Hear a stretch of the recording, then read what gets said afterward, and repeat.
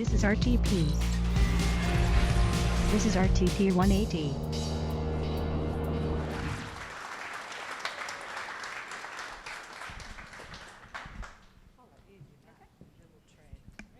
We're delighted to be here, and cool to hear how robots are transforming students and young people.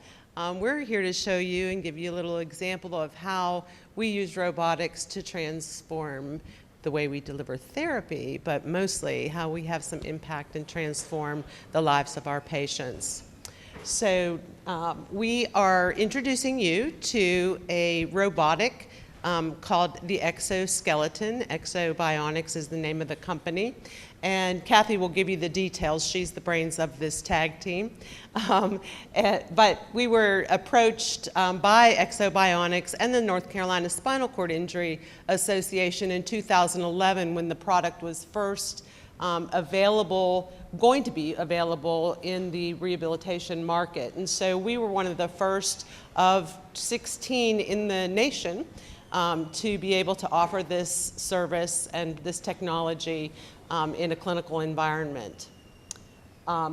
We are on our second generation of the robot, and we use it early in the rehab hospital, also in our outpatient center, and then people who have been living with disabilities for many years can come back in as community members and be able to access this type of equipment.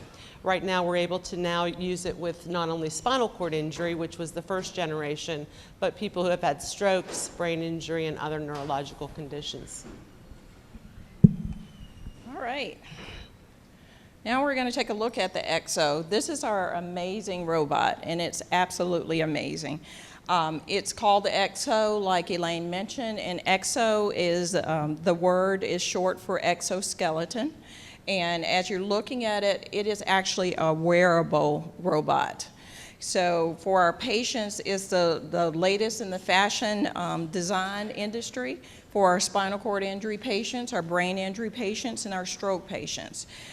Basically, the patient puts the unit on like they're putting on a vest. So it sits in a chair, and basically they transfer from their wheelchair to the chair on top of the robot, and they put it on, and you can see, you can see here where they put their arms through here, and then they strap themselves into the chair, to the robot. The original robot was designed for the military, and the military, what the unit did was allow the soldiers to hike for long distances, carrying 200 pounds of supplies to different areas over steep terrain. And the makers of the company actually brought it to the healthcare industry to do some amazing stuff. The next slide just goes over how the Ekso works. And let me see if I can get this going here. The unit is powered by 2 lithium batteries, and those are contained in the backpack area of the unit. There's 15 sensors that basically contain algorithms that help the patient to move in a normal walking pattern, and so they're synchronized to be able to do that. The unit weighs about 50 pounds, and the weight of the unit is totally distributed through the unit and not to the patient. There are 3 modes for the patient to use when they start the unit. The first mode is where the therapist uses a remote control, and they will power the unit to move. The second phase is when the patient's able to use their walkers or crutches, and there's an embedded remote control in those items, and they advance the unit. And then the last phase is a better normal gait pattern where the patient shifts their weight, and then that allows the unit to move. Okay. We all take for granted the ability to stand, but there are huge medical benefits of standing, and with those benefits, this is why the Ekso is so great. I'm not going to go through each of these, but wanted to point out a few of these. Basically, with the Ekso, upright standing can decrease pain and increase your joint mobility by stretching your muscles. We know that from sitting for a while and just standing up. It decompresses the organs in your body, like your lungs, your heart, your vessels. It facilitates balance reactions and muscle reactions. It improves blood flow. And one of the greatest psychological effects of standing is that it allows a person to look someone else in the eye. And if you've been told that you would never walk again, this is a huge impact. Okay? So we just wanted to finish up by sharing a couple patient stories. The lady depicted there is Debbie Myers, and she's the chairman of the North Carolina Spinal Cord Injury Association, and she was the one that was pushing us to acquire this equipment as soon as she knew and read about that it was going to become available. When she first started, so she was one of our first patients in the system. It was about 2012, and she was 10 years post-injury. She's paralyzed from the waist down after she fell from her roof, where she was working from her roof.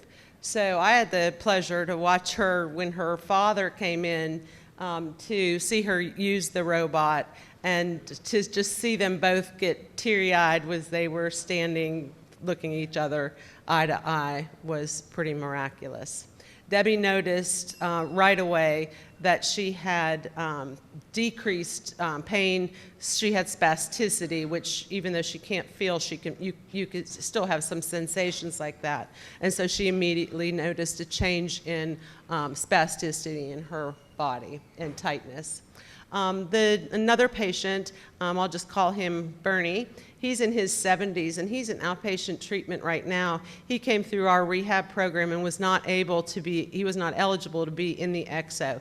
He had very, very complicated neck and back surgeries that left him really with what we call quadriparesis. It's not paralysis, but he could not really move and had decreased sensation in his legs and his arms. About 4 months ago, he started an outpatient rehab, and just 2 months ago, they started to use the Ekso robot with him. And that's the first then he's been able to stand and do some walking and doing walking therapy without the Ekso. So just in 3 sessions, he was able to regain and be able to start to his walking program. The last patient I wanted to tell you about is Sharon, and she was couple years ago, 51 years old, I think. Don't want to age her. And she woke up with a terrible headache. We all hear these stories. She ended up having a subarachnoid hemorrhage, a bleed in her brain, which was very severe and left her very impaired. When she was in the rehab hospital, we did not have the second generation, which was allowed patients with stroke-like function to be able to be in the robot. And so she went through inpatient rehab and outpatient rehab without use of the robot. She would periodically come back to outpatient for therapy, and so they tried the Ekso with her at one point. She had not walked and done a walking exercise program until using the Ekso. And I can tell you now, she's walking using a cane. And so she says, it's not pretty, but I'm walking. All right. Great work happening there at WakeMed Health and Hospitals.